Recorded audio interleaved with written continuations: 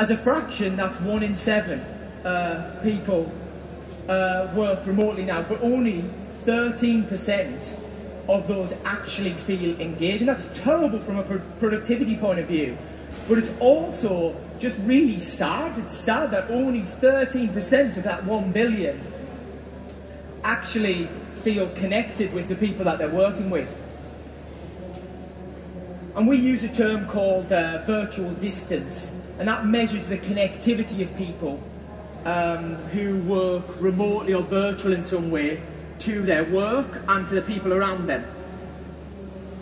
And what we see is as that virtual distance increases, it really does have a big effect on their effectiveness, their productivity and their trust with the people who they work with.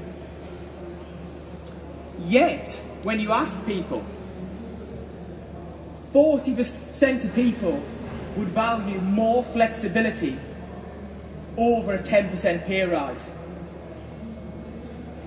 And a third of people would actually change employees to get more flexibility. So there's a real mismatch here. We're seeing that people who are very flexible are feeling disconnected, yet more and more of us want to do that. So what we see is that people who are working remotely, people who are in these more virtual roles, they start to bring their own tools and services along. They go and source their own IT, they become their own IT department, bringing things like Dropbox, using Hangouts, Slack, which is great, until you try to talk to someone else, and you have to go through the thought process of going, Fred that uses Hangouts, and I want to share this Dropbox file, but he's not on Dropbox. And you end up having to keep this mental map of all your colleagues and what tools and services they use in order to connect up with them.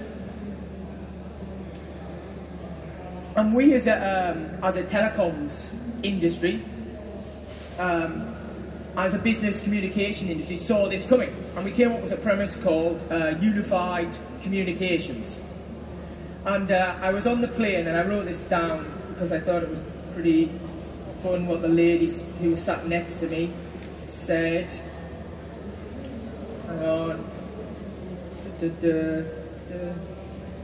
Maybe while we're doing it we could have another game of which face David's pulling. Here we are here. Okay, so as an industry, we came up with unified communications, and I think you can tell how successful it is from this quote here. The lady sat next to me on the plane said, "Oh, unified communications, yeah, we got that from Microsoft. Yeah, it's great. I now send a link message about comments on a SharePoint document created during a Skype call that was discussed in a Yammer group before I send an email out about it." And that's the reality. There's so much fragmentation. So about 3 years ago, we set off to try and make it better. We were going to patch up our existing solution. But very quickly we realised that we have to actually take a step back and really look at what makes great communications. And in doing so, we've drawn up a few principles that the communication tools of the future will all embody. The first one is the concept of conversations, not transactions. People say that people don't sit around dinner tables and talk anymore. Well, nothing's true in that. Then at work, at work there's so much of an emphasis on communications being efficient, really making it more efficient. But let's face it, it's not efficient for you guys all to come here to see 15-minute talks that you probably could have seen on YouTube. But you come here because of the talks around the talks, about the interesting people that you meet. It's really much more about, to paraphrase Donald Rumsfeld, there's known knowns, there's known unknowns, and then there's unknown unknowns. And really the value is in those unknown unknowns. And the next generation of communication services will free you up from being a prisoner of that subject line. Not sticking to the topic, but actually encourage you to go off topic and discover that rich set of information that you didn't even know existed. A second principle that we'll see emerge is the concept of social moderation. The first set of tools and services that try to improve business communications, the enterprise social, the JIs, the Yammers, IBM connections, they came along, sold to IT departments. IT departments wanted to lock down the systems. They basically replicated the organisational chart with the permission sets that people had. Only certain people in WebEx calls, only certain people could be the moderator and start that conference. Only some people could add and remove people from the communities. But we know that that people simply don't need that. There's nothing now stopping any one of you running on stage here, taking the microphone off me and talking to everyone. But you don't do it. No one does that. So not only is this tight moderation in the communication tool not needed, it's actually damaging.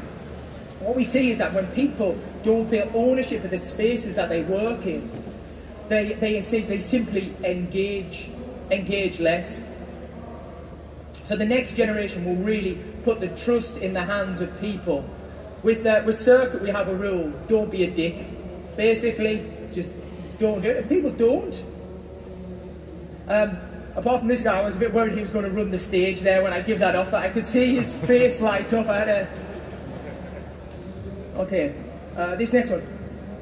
Okay, I actually, I knew I didn't have time for this slide to talk about one of the principles of community, but I tried to delete it. And look at those faces. Could you imagine? I just couldn't press the delete button.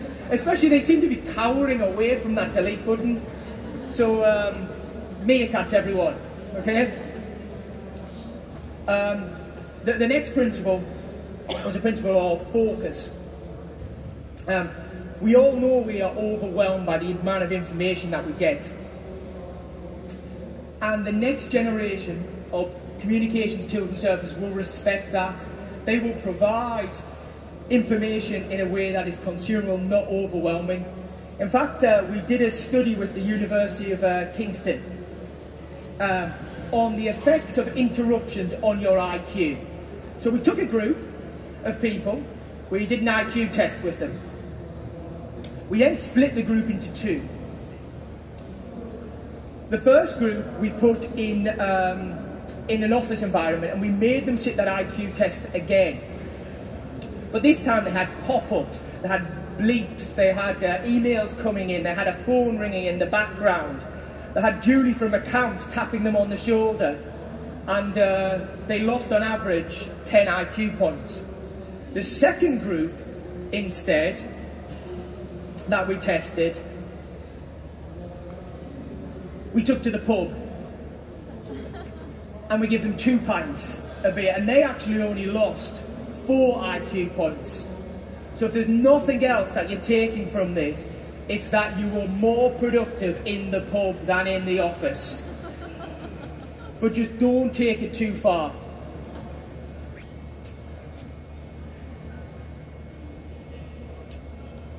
So I wanted to just bring up a couple of principles there. If anyone's interested in finding out more, we're going to do a series of blog posts on Unify and really getting across some more of those principles. And it's nice that this next generation, these principles that we've laid down and that we with Circle are building towards, are really being incorporated by this next generation of communications tools and services. And together we call that the engagement platform. It's about building something for the way that we really work.